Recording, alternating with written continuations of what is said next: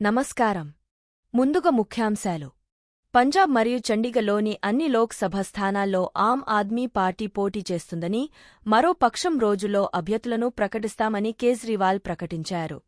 విజయాలను చెడగొట్టే కళ కాంగ్రెస్కు ఉంది అని ఆర్థిక మంత్రి నిర్మలా సీతారామన్ రాజ్యసభలో అన్నారు. కాంగ్రెస్ పార్టీ జైరాం రమేష్కు రాజ్యసభలో ఉండే అర్హత లేదని రాజ్యసభ చైర్మన్ జగ్దీప్ ధన్కర్ అన్నారు.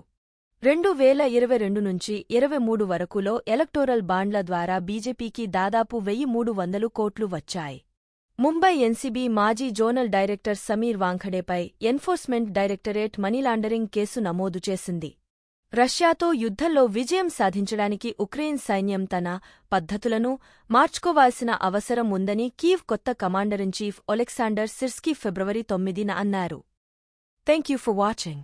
Please subscribe.